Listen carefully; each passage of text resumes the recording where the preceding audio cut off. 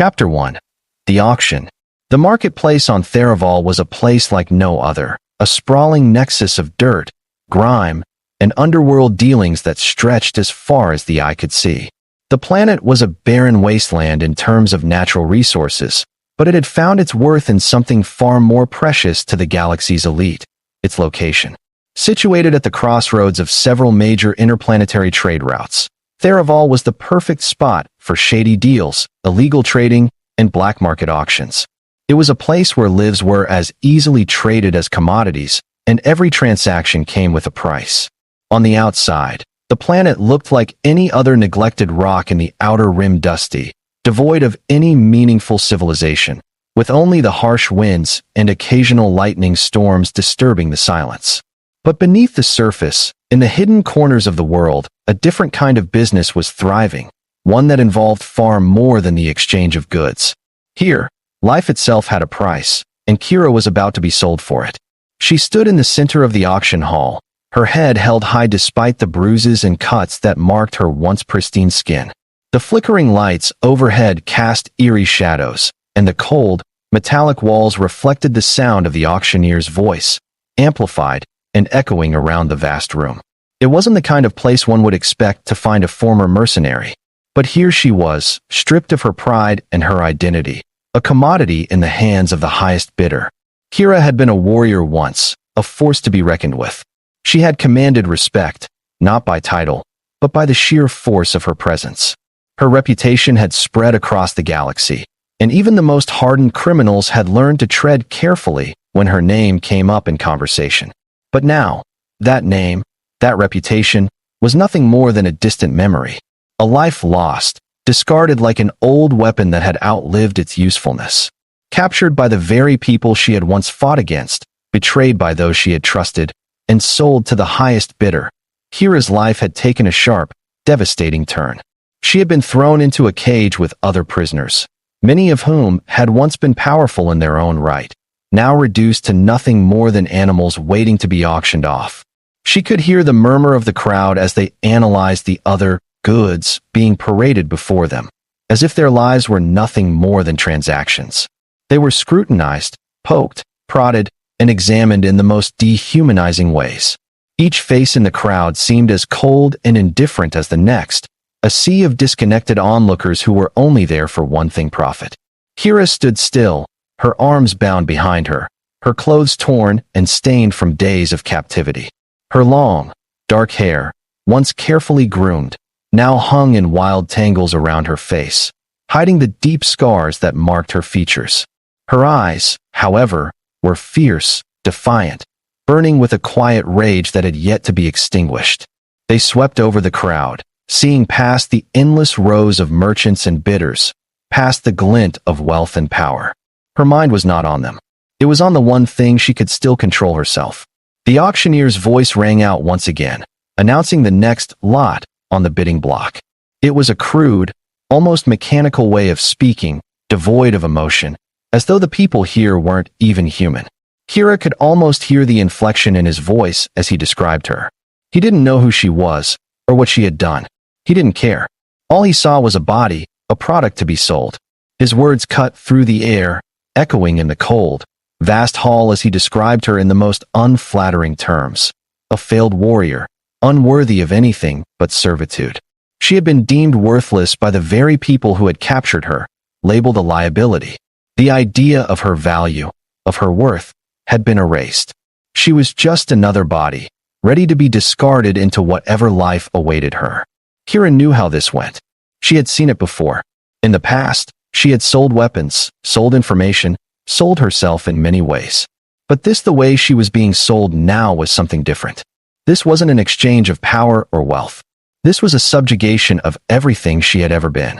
This was the final chapter of a life that had once held meaning, that had once been filled with purpose, and now all that was left was the numbing reality of her helplessness. But still, she didn't break. Her mind didn't let her. She could still feel the fire within her, the fire that had once carried her through battlefields, the fire that had made her a legend. They may have stripped her of her weapons, her armor, and her freedom, but they couldn't take her spirit. They couldn't take who she was. Her gaze swept over the crowd again, her thoughts sharp and cutting. This was not the end. Not for her. She would find a way out. She had always found a way out. There was no cage, no system, no government that could hold her. And if she had to play their game to survive, so be it. She would play it better than anyone. The auctioneer's voice grew louder as he continued his pitch, and the cold, calculating eyes of the bidders turned toward her, appraising her as if she were an object. She could feel their gaze, but she didn't flinch. She held her head high, looking them in the eye, daring them to see more than just her broken exterior. Lot 225, a failed mercenary, once skilled in combat and tactics, but now a mere shadow of her former self, the auctioneer droned. A bargain at the starting price of 2,000 credits. A steal for anyone in need of a personal servant or fighter. Kira's jaw clenched.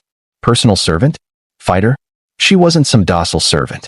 She was a weapon, a force of nature, and if anyone was foolish enough to believe they could break her, they would soon learn how wrong they were.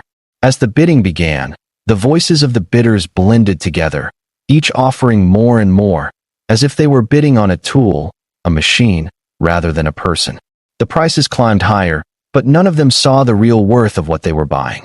They only saw what was in front of them, the bruised, battered woman, her eyes burning with defiance, her life reduced to nothing more than a financial transaction. But none of them knew what she was capable of. None of them knew who she truly was. That was when he appeared. At first, Ethan had been just another face in the crowd, another bidder with his own reasons for being here. He was tall, broad-shouldered, with dark hair and piercing eyes that looked like they had seen too much. His expression was unreadable, his gaze focused on Kira in a way that made her feel seen. Not just looked at, not just appraised, but seen. He hadn't shouted over the others. He hadn't been the one raising the bid with loud demands or cruel laughter.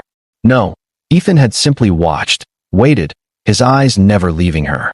There was something about him, something different. He wasn't interested in her for the same reasons the others were. She could tell that immediately. The auctioneer's voice rang out again, but this time, there was a slight pause, a shift in the energy of the room. It was as if everyone was waiting for the inevitable. When Ethan finally placed his bid, it was quiet, almost understated compared to the others. His offer was made, and the room fell still for a moment. He had bid the highest amount, but there was no fanfare, no applause. His offer had been simple, deliberate, and in that moment, Kira realized that her fate had just changed, though she couldn't fully grasp why. The bidding continued around her, the voices of the bidders growing louder as the prices reached astronomical sums. Kira remained still, her eyes fixed on the crowd, refusing to break. She could feel the cold metal of the restraints on her wrists, a reminder of how far she had fallen. Yet her heart beat with the same fire it always had. She had been stripped of everything, her identity, her pride, but not her will. No matter who bought her, they couldn't take that. As the price hit the 5,000 mark, Kira felt a strange sense of detachment. It didn't matter how much they bid. It didn't matter who took her. Her fate had been sealed long ago, when she had been betrayed by those she had trusted, and now it was just another step in the long, painful march. She would endure, just as she always had. She would survive this, just like she had survived every other challenge in her life. But there was one thing she had learned from all of it. It was the unknowns that terrified her most. The uncertainty of the future, the not knowing what would happen when the gavel finally fell. As the auctioneer's voice droned on, her eyes flicked toward the back of the room, where she saw a tall man standing silently. He wasn't the loudest bidder. He wasn't even really paying attention to the current auction at all. His gaze was steady, calculating, his eyes trained not on the crowd, but on her. There was something about him that struck her immediately, something different from the rest of the bidders. He wasn't here to buy a servant or a trophy. There was a quiet intensity in his expression that made Kira's heart race, a tension she couldn't explain. He had been observing her from the moment she stepped onto the auction block, and now, as his eyes met hers, Kira felt an unexpected spark. It wasn't admiration, she had been the object of that before. No, this was something more. It was recognition. Not just of her broken body, her bruised face, or her desolate state, but something deeper. He saw her, not as a commodity, but as a person. It was enough to make her pause, enough to make her question everything. The bidding continued, but his silence stood in stark contrast to the rest of the room. When he raised his hand to make his bid, it was with no fanfare. The auctioneer's voice faltered for a moment as if surprised by the subtlety of it, but the figure made his offer, and the entire hall fell still. A single bid, no words exchanged. Just a number. 6,000 credits, the auctioneer said, almost as though it were an afterthought. The price hung in the air, more than anyone else had dared to bid. The room, already tense, was now filled with an uncomfortable silence. Ethan's offer was bold, uncommon. His expression was unchanged, his eyes locked with hers as if he had made a quiet declaration that reverberated throughout the hall. Kira didn't know what to make of it, but in that moment, she realized something that made her chest tighten. She was worth more than what they had all believed. The other bidders murmured among themselves, but there were no further challenges. The finality in Ethan's eyes was enough to convince them all. The gavel fell. The deal was made. Kira was no longer an object to be auctioned to the highest bidder. She was his. Chapter 2, A New Beginning. As the gavel struck, the reality of her new fate settled over Kira like a thick, suffocating blanket. The crowd began to disperse, and Kira's chains were released from the platform. She didn't move, didn't react. Her mind was still trying to process what had just happened. She had been bought by a man who hadn't seemed interested in the usual pleasures of ownership. His bid had been quiet, deliberate, and there had been no hint of malice in his eyes. Unlike the other buyers, who had been eager to flaunt their power, he had simply observed and chosen to act. It was disorienting, and part of Kira wanted to feel grateful, but another part of her, the survivor, was more cautious. People didn't do things out of kindness. There had to be something else at play here. Her wrists were still bound, but she was led off the stage and through a side door where the man Ethan waited. He had the same quiet intensity that she had noticed earlier. His features were strong, but not cruel. His dark eyes were steady, assessing her, but not in a way that made her feel like prey. It was a strange feeling, and she didn't know whether to be relieved or suspicious. "You're free to speak," he said, his voice low but commanding. "I know this isn't ideal, but I'm not here to treat you like an object. I'm not here to make you a servant." Kira glanced up at him, taking in his appearance for the first time. He wasn't anything like the other men in the auction room. He wasn't tall and broad like some of the others, but there was an air about him that made him seem larger than life. His face was lined with experience, his hands calloused but steady. There was no arrogance in him, just a quiet confidence that made her wary. "I wasn't a servant before," she replied coolly, her voice rough from days of captivity. "I won't be one now." He gave a small nod, not surprised by her response. "I wasn't expecting you to be." Kira's eyes narrowed. She was trying to read him, trying to understand his intentions, but she couldn't get a clear read. He was a mystery, too calm, too composed. The others had always shown their greed, their intentions in their eyes, but Ethan, he was different. He stepped closer, and Kira instinctively tensed, but he stopped just a few feet away from her. "You've been through a lot," he said quietly. "I know you don't trust me, and I don't expect you to.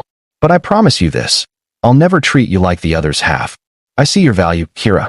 You're more than just a body. You're more than just a fighter." Kira's breath hitched slightly at hearing her name, but she didn't let it show. It was the first time anyone had acknowledged her as a person in so long. "What do you want with me?" she asked bluntly, her voice a mix of suspicion and curiosity. "I want nothing from you," he replied. "I don't need a warrior. I don't need a servant. I just need to know that there's more to you than the broken shell the galaxy has created. You deserve better than being sold like this." Kira took a deep breath, trying to control the emotions that were threatening to overwhelm her. This wasn't what she had expected. She was supposed to be just another asset, another tool for someone else's gain. But Ethan wasn't like the others. There was something different about him, something that made her wonder if maybe, just maybe, she had been sold to the right person. She stood silently, considering his words.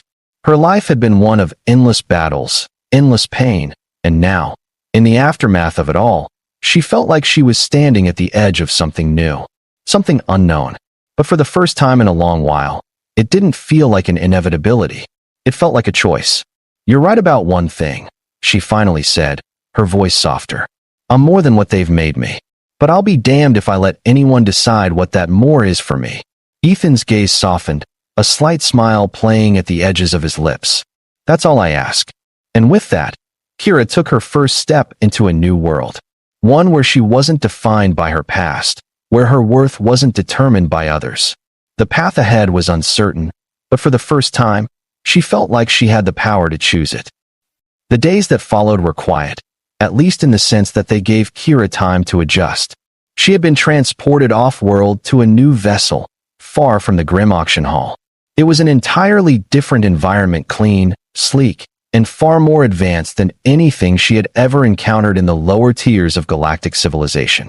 The ship was a mix of elegance and utilitarianism, high-tech, but grounded in practicality.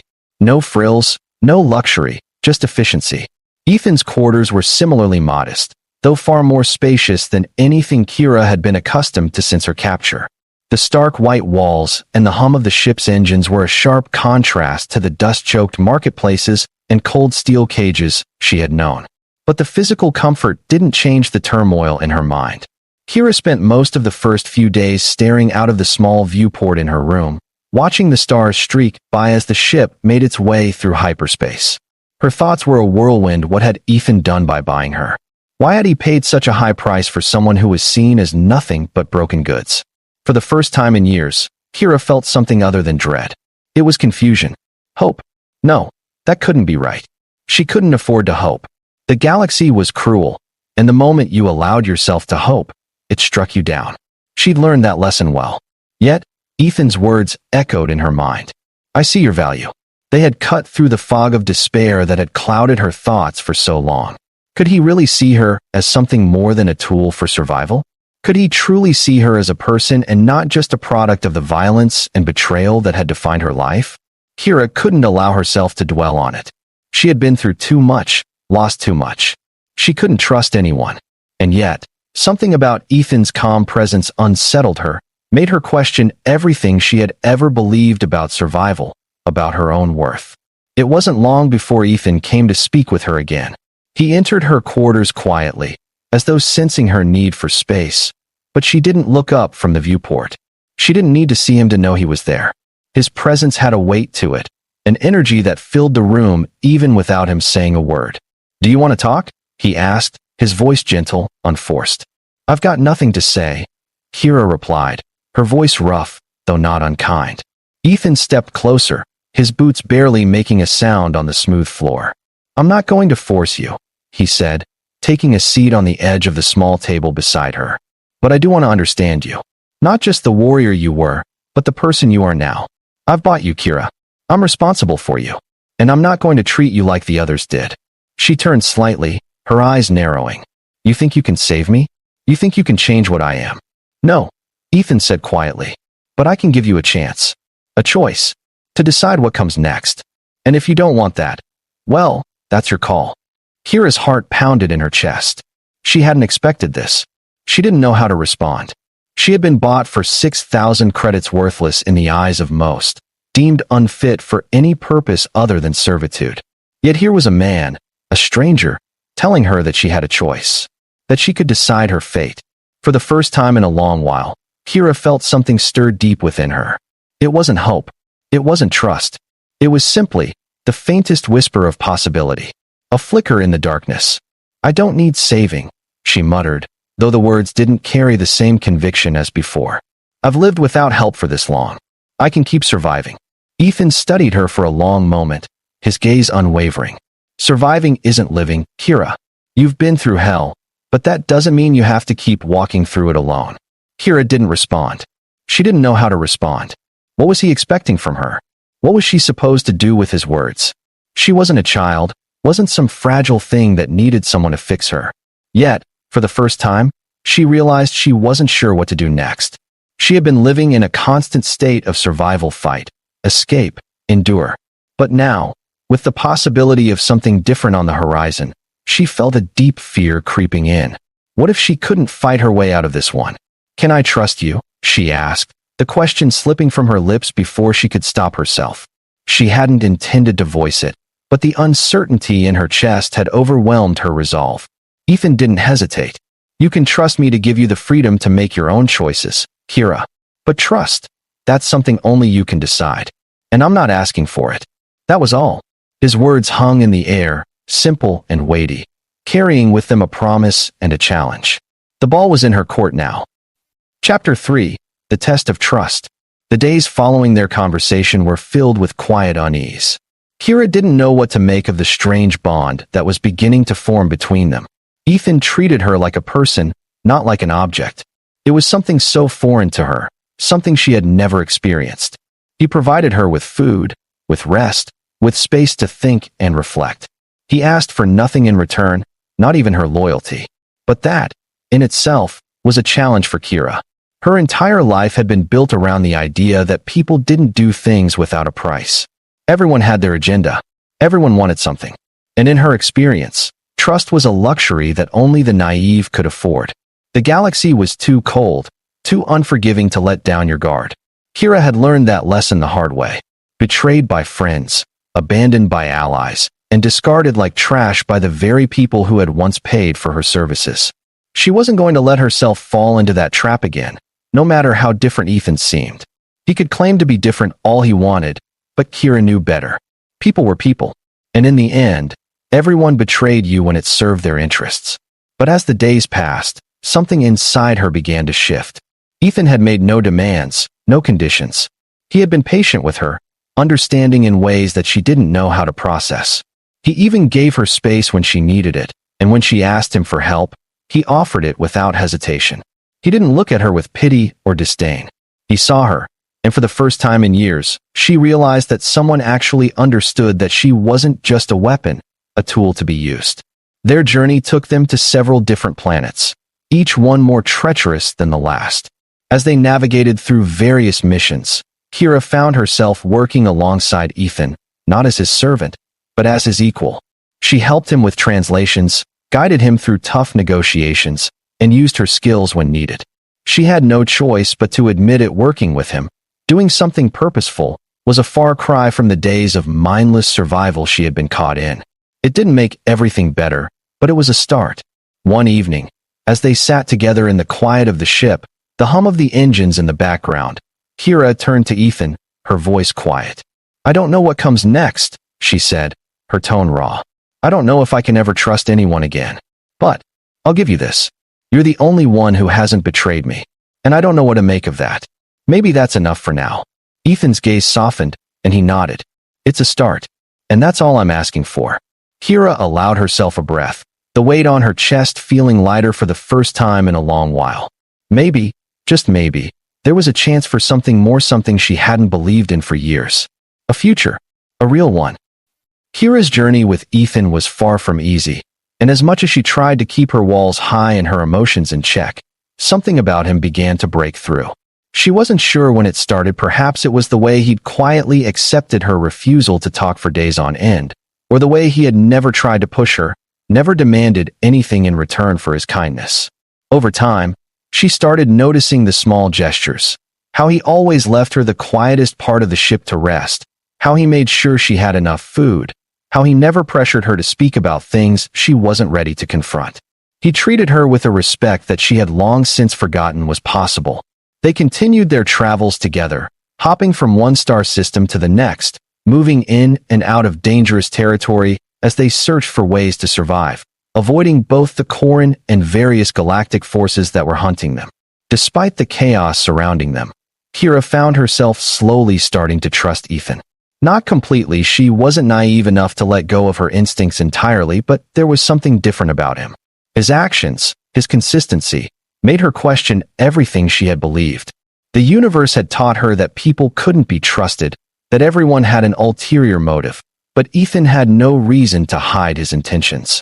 He wasn't a slaver, a mercenary, or a manipulator. He was just a man trying to do right by her. During one of their late-night conversations, as they were navigating through the thick asteroid field near a distant moon, Kira found herself finally speaking about her past, the horrors she had endured, and the betrayal that had cost her everything.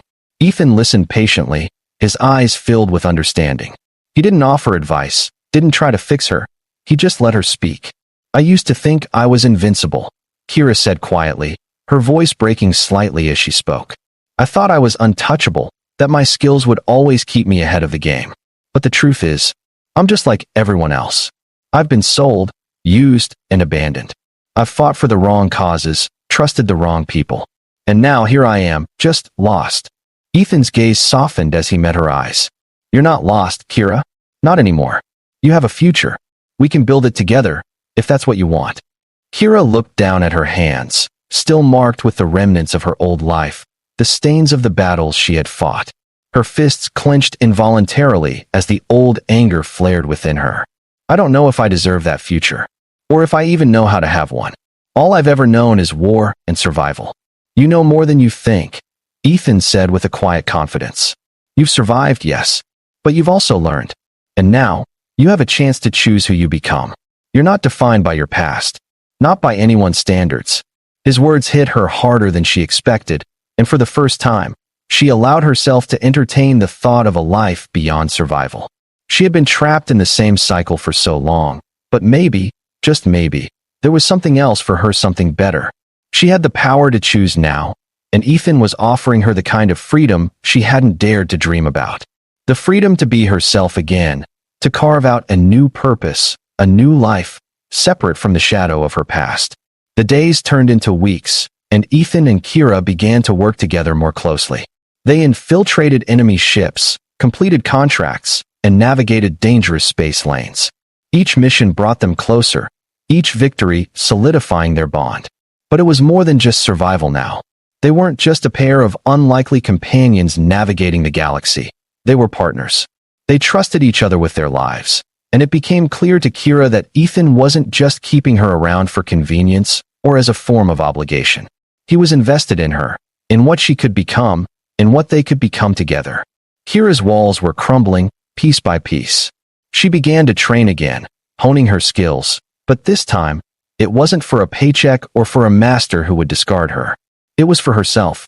She trained to be stronger, not because she had to, but because she wanted to protect what she was beginning to believe in the future they could build, together. Chapter 4. Forging a Future. The turning point came 1 year later, when they arrived on the remote moon of Varathose, place known for its mining operations and frequent skirmishes between rival factions. Ethan and Kira had been hired for a risky mission to secure valuable resources, but it soon became clear that they were being set up. The Corrin had tracked them down. The ambush was swift, brutal, and Kira found herself once again fighting for her life. But this time, something was different. She wasn't fighting alone. Ethan was by her side, his movements coordinated with hers, their partnership forged in the heat of battle. Together, they cut through the Corrin forces with precision, a fluid dance of destruction. It was a testament to how far they had come from two people thrown together by circumstance to an unstoppable force. As they stood in the aftermath of the battle, bloodied but victorious, Kira realized something. The Corrin had come for them. They had tried to take everything from them. But Kira had fought back, not just because she had to, but because she wanted to. She wasn't the same person who had been sold at an auction. She wasn't the same broken soul who had wandered aimlessly, waiting for the next betrayal. She had reclaimed her power, and with it, her future. Ethan turned to her, his face serious but a flicker of pride in his eyes. You're not just a warrior, Kira, he said, his voice full of conviction. You're the person who helped me rebuild my own life, and together, we've built something worth fighting for. This galaxy is full of chaos and destruction, but we can create something better if we stand together. Kira stood there for a moment, taking in his words. The weight of them settled deep in her chest. He was right. They weren't just surviving anymore. They had a purpose, and she had a choice in what that purpose was. I'll stand with you, she said, her voice steady and strong. We'll build something worth having. Together. And so, as the stars stretched out before them, Kira realized that the life she had been sold into wasn't the life she had to lead. She had found someone who saw her true worth, not just as a warrior or a tool, but as a person who deserved more. And in that moment, she knew that, despite everything she had been through, the future was finally hers to shape. The galaxy, with all its dangers and uncertainties, had no power over them anymore. They would create their own path. Together.